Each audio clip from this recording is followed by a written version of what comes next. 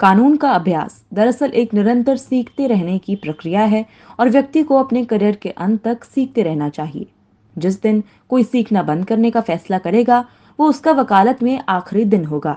ये शब्द भारत के वर्तमान सुप्रीम कोर्ट के न्यायाधीश और भावी मुख्य न्यायाधीश जस्टिस बी आर गवई के हैं। हम अपनी इस सीरीज के जरिए भारत के भावी मुख्य न्यायाधीशों से आपका परिचय करा रहे हैं। इससे पहले हमने भारत के अगले मुख्य न्यायाधीश जस्टिस संजीव खन्ना, जस्टिस पारदीवाला और जस्टिस बीवी नागरत्ना पर हमारे वीडियो के जरिए जानकारी दी थी। हम आप तक जस्टिस बी आर गवई के बारे में, जो सीवी रमन्ना के बनाए कॉलेजियम के मुताबिक जस्टिस संजीव खन्ना के बाद अगले मुख्य न्यायाधीश होंगे, उसके बारे में चर्चा करेंगे। न्यायमूर्ति भूषण रामचंद्र गवई का जन्म 24 नवंबर 1960 को अमरावती, महाराष्ट्र में हुआ था।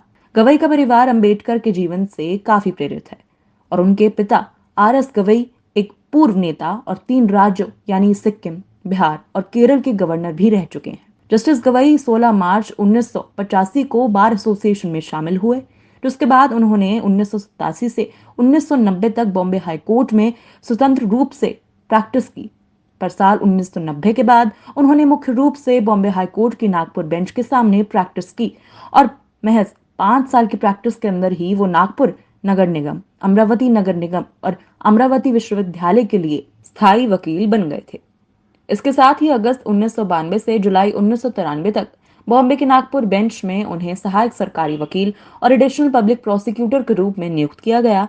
साल 2003 जस्टिस गवई के लिए बहुत महत्वपूर्ण था, क्योंकि 14 नवंबर 2003 को उन्हें बॉम्बे हाई कोर्ट के एडिशनल जज के रूप में नियुक्त किया गया और केवल 2 वर्षों के अंदर यानी 12 नवंबर 2005 को बॉम्बे हाई कोर्ट ने उन्हें परमानेंट जज बना दिया। बॉम्बे हाई कोर्ट में परमानेंट जज के तौर पर सेवाएं देने के बाद साल 2019 में उनका प्रमोशन सुप्रीम कोर्ट में हुआ और उनके कार्यकाल 23 नवंबर 2025 तक रहेगा। अगर सीनियरिटी रूल के मुताबिक चलें तो न्यायमूर्ति के जी बालकृष्ण के बाद न्यायमूर्ति गवई सर्वोच्च न्यायालय के सेवा देने वाले दूसरे दलित मुख्य न्यायाधीश हो सकते हैं। ये थी जस्टिस गवई की पढ़ाई लिखाई और प्रोफेशनल करियर की बातें। अब जरा नजर मारते हैं प्रोफेशनल करियर के उस पड़ाव पर जहां उन्होंने अहम फैसलों पर दस्तखत किए।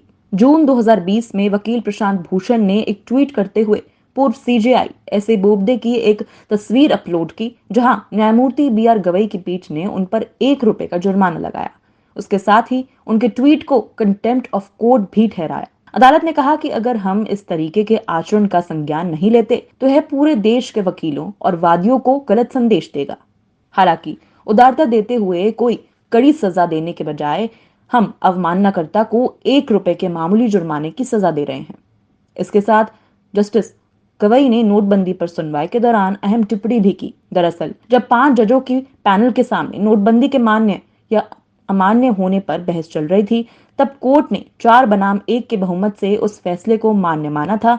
तब उन्होंने नोटबंदी के पक्ष में मत करने के साथ ये कहा था कि नोटबंदी केंद्र सरकार की एक पहल थी, जिसका लक्ष्य देश की अर्थव्यवस्था को नुकसान पहुंचाने वाली बुराइयों को संबोधित करना है, जिसमें काला धन जमा करने की प्रथाएं, जालसाजी शामिल थी, जो बदले में और बड़ी बुराइयों को बढ़ावा देती है। इन 2 फैसलों के कारण जस्टिस गवई काफी चर्चा में भी रहे और अगर उनकी नियुक्ति होती है तो उनका कार्यकाल 14 मई 2025 से 23 नवंबर 2025 तक होगा।